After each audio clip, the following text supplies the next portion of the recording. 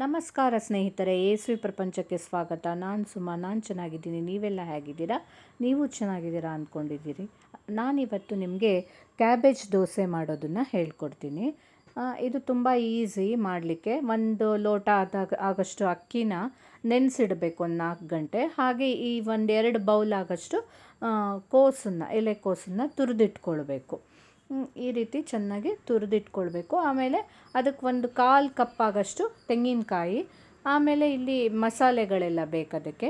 4 tea spoon ಧನಿಯಾ, 1 tea spoon ಜೀರಿಗೆ, ಒಂದು 4-5 ಒಣಮೆಣಸು, 1-2 spoon ಉದ್ದಿನಬೇಳೆ. ಇದಿಷ್ಟನ್ನು ತೊಗೊಂಡ್ಬಿಟ್ಟು ಫಸ್ಟು ಒಂದು ಸ್ವಲ್ಪ ಇದನ್ನು ಹಸಿ ಮಸಾಲೆ ಹಾಕಿನೂ ಮಾಡ್ತಾರೆ ಎಲ್ಲರೂ. ನಾನು ಸ್ವಲ್ಪ ಫ್ರೈ ಮಾಡ್ತೀನಿ. ಚೆನ್ನಾಗಿರುತ್ತೆ. ಒಂದು ಸ್ವಲ್ಪ ಸ್ಮೆಲ್ ಬೇರೆ ಥರ ಇರುತ್ತೆ. ಎರಡೂ ಥರನೂ ಮಾಡ್ಬೋದು. ಹೀಗೆ ಒಲೆ ಮೇಲೆ ಬಾಣಲೆ ಇಟ್ಬಿಟ್ಟು ಫಸ್ಟು ಸ್ವಲ್ಪ ಒನ್ ಬೈ ಒನ್ ಎಲ್ಲ ಹಾಕಿಬಿಟ್ಟು ಫ್ರೈ ಮಾಡ್ಕೊಳ್ಬೇಕು. ಒಂದು 5 ನಿಮಿಷ ಎಲ್ಲದನ್ನು ಹೀಗೆ ಫ್ರೈ ಮಾಡ್ಕೊಳ್ಬೇಕು. ಫ್ರೈ ಮಾಡಿಬಿಟ್ಟು ಆಮೇಲೆ ನಾವು ಅದನ್ನು ಮಿಕ್ಸಿಗೆ ಹಾಕಿ ನುಣ್ಣಗೆ ರುಬ್ಕೊಳ್ಳೋದು. ನೋಡಿ, ಧನಿಯಾ ಹಾಕಿದೆ, ಜೀರಿಗೆ ಹಾಕಿದೆ, ಒಣಮೆಣಸು ಹಾಕಿದೆ, ಕೊನೆಗೆ ಒಂದು ಸ್ವಲ್ಪ ಹುಣಸೆ ಹಣ್ಣು ಹಾಕ್ಕೋಬೇಕು. ಅಲ್ಲೇ ಬೆಚ್ಚಗೆ ಮಾಡ್ಕೊಂಡ್ಬಿಟ್ರೆ ಈಸಿ ಆಗುತ್ತೆ, ರುಬ್ಬಕ್ಕೆ ಈಸಿ ಆಗುತ್ತೆ.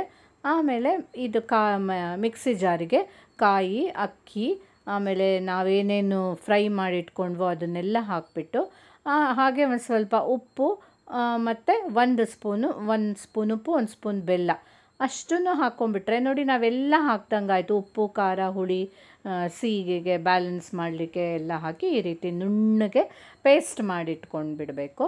ಮಾಡಿಕೊಂಡು ಈಗ ನಾವು ತುರಿದಿಟ್ಕೊಂಡಿರ್ತೀವಲ್ಲ ಕ್ಯಾಬೇಜ್ನ, ಅದನ್ನು ಇದಕ್ಕೇ ಮಿಕ್ಸ್ ಮಾಡ್ಕೊಳ್ಳೋದು. ಈ ರೀತಿ ಅದಕ್ಕೆ ಮಿಕ್ಸ್ ಮಾಡ್ಕೊಳ್ಬೇಕು. ಸಣ್ಣಗೆ ತುರಿದಿಟ್ಕೊಂಡ್ಬಿಟ್ಟಿದ್ರೆ ಚೆನ್ನಾಗಾಗತ್ತೆ. ದೋಸೆ ಹಾಕೋಕ್ಕೆ ಕಷ್ಟ ಆಗೋದಿಲ್ಲ. ಈ ರೀತಿ ನಾವು ಅದನ್ನೆಲ್ಲ ಮಿಕ್ಸ್ ಮಾಡಿ ಈಗ ದೋಸೆನ ಮಾಡೋಣ. ಈ ಕ್ಯಾಬೇಜ್ ನೋಡಿ, ಎಷ್ಟು ಅದು ನಾವು ಮನೇಲಿ ತರಕಾರಿ ತಿನ್ನಲ್ಲ ಅನ್ನೋರಿಗೆ ಈ ರೀತಿ ಏನಾದ್ರು ಮಾಡಿಕೊಟ್ರೆ ಒಳ್ಳೆಯದಾಗುತ್ತೆ. ತುಂಬ ಒಳ್ಳೆಯ ವೆಜಿಟೇಬಲ್ ಅಂತ ಹೇಳ್ಬೋದು. ಇದರಲ್ಲಿ ವಿಟಮಿನ್ಸ್, ಮಿನರಲ್ಸ್, ಫೈಬರ್ ಇರುತ್ತೆ. ಒಂದು ಒಳ್ಳೆ source of vitamin C, vitamin K ಎಲ್ಲ ಇರುತ್ತೆ. ಲೋ ಕ್ಯಾಲೋರಿ ಇರುತ್ತೆ. ತುಂಬ ಕಡಿಮೆ ಫ್ಯಾಟ್ ಇರುತ್ತೆ. ಹಾಗಾಗಿ ವೆಯ್ಟ್ ಲಾಸ್ ಮಾಡ್ಕೊಳ್ಬೇಕನ್ನೋರಿಗೂ ಸಹ ಇದು ಒಂದು ಒಳ್ಳೆ ತಿಂಡಿ. ಈ ಥರ ಗಟ್ಟಿ ಇದ್ದರೆ ಬೇಕಾದರೆ ಒಂದು ಸ್ವಲ್ಪ ನೀರು ಹಾಕ್ಕೊಂಡ್ಬಿಟ್ಟು ದೋಸೆ ಹಾಕೋ ಅದಕ್ಕೆ ನಾವು ತಂದಿಟ್ಕೊಂಡು, ಸ್ವಲ್ಪ ದಪ್ಪ ಇದ್ದರೆ ಏನಾಗುತ್ತೆ ಅಂದರೆ ದಪ್ಪ ದೋಸೆ ಬರುತ್ತೆ. ಹೀಗೆ ತೆಳ್ಳಗೆ ಮಾಡಿಕೊಂಡ್ರೆ ಸ್ವಲ್ಪ ತೆಳ್ಳಗೆ ಮಾಡ್ಬೋದು.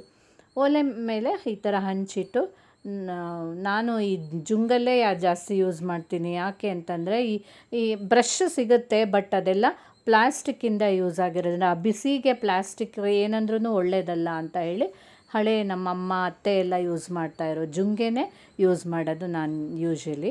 ಹೀಗೆ ಆಮೇಲೆ ನೋಡಿ, ಈ ಥರ ಎಷ್ಟು ಚೆನ್ನಾಗಿ ತೆಳ್ಳಗೆ ಬರುತ್ತೆ. ಅದನ್ನು ದೋಸೆ ಹಾಕಿ ಮೇಲಿಂದ ಒಂದು ಸ್ವಲ್ಪ ಎಣ್ಣೆ ಹಾಕಿ ಮುಚ್ಚಿಟ್ಬಿಡಬೇಕು. ನೀವು ಒಂದು 2-3 ನಿಮಿಷ ಬೇಯೋಕ್ಕೆ ಬಿಡಬೇಕು ಅದನ್ನು. ಸೊ ಹೀಗೆ ನೋಡಿ, ಮಕ್ಕಳಿಗೆ ತರಕಾರಿ ತಿಂದಂಗೂ ಆಗುತ್ತೆ ಈ ಥರ ದೋಸೆ ಮಾಡಿಕೊಟ್ರೆ. ಎಲ್ಲರಿಗೂ ಅಷ್ಟೇ, ಯಾರಿಗೆ ವೆಜಿಟೇಬಲ್ ಇಷ್ಟ ಆಗಲ್ವೋ ಈ ಥರ ಏನಾದರೂ ಬೇರೆ ಬೇರೆ ಥರ ಮಾಡಿ ಮಿಕ್ಸ್ ಮಾಡಿ ಮಾಡ್ಕೊಂಡು ತಿಂದರೆ ತರಕಾರಿ ತಿಂದ ಹಾಗೂ ಆಗುತ್ತೆ. ಈಗಂತೂ ತರಕಾರಿ ಎಷ್ಟು ತಿಂದ್ರೂ ಕಡಿಮೆ ಅಂತಲೇ ಹೇಳ್ತಾರೆ. ಸೊ ಈ ರೀತಿ ಮುಚ್ಚಿ 2-3 ನಿಮಿಷ ಬೇಯಿಸ್ಬಿಡಿ. ಆಮೇಲೆ ಅದು ಆರಾಮಾಗಿ ಈಸಿಯಾಗಿ ಎದ್ದು ಬರುತ್ತೆ. ತಿರುಗಿಸಿ ಹಾಕಿ ಮತ್ತೆ 1-2 ನಿಮಿಷ ಬೇಯಿಸಿದರೆ ನಮ್ಮ ಕ್ಯಾಬೇಜ್ ದೋಸೆ, ಎಲೆಕೋಸು ದೋಸೆ ಆಗೇ ಹೋಯ್ತು. ನೋಡಿ, ಏನು ಒಂಚೂರು ಸ್ಟಿಕ್ ಆಗೋದಿಲ್ಲ, ಆರಾಮಾಗಿ ಎದ್ದು ಬರುತ್ತೆ. ಇದು ಈವನ್ ಕಾಸ್ಟ್ ಐರನ್ ತವಾದಲ್ಲಿ ಮಾಡಿದ್ರೂ ಚೆನ್ನಾಗೇ ಆಗುತ್ತೆ. ನೋಡಿ, ನಿಮಗಿಷ್ಟ ಆದರೆ ನೀವು ಸಹ ಟ್ರೈ ಮಾಡಿ. ಖಂಡಿತ ಹೇಗಿದೆ ಅಂತ ನನಗೆ ಮಾಡಿ ತಿಳಿಸಿ. ಹಾಗೆ ನನ್ನ ಯೇಸುವಿ ಪ್ರಪಂಚನ ಮರೀದೆ ಸಬ್ಸ್ಕ್ರೈಬ್ ಮಾಡಿ. ಖಂಡಿತ ಸಬ್ಸ್ಕ್ರೈಬ್ ಮಾಡಿ. Thank you.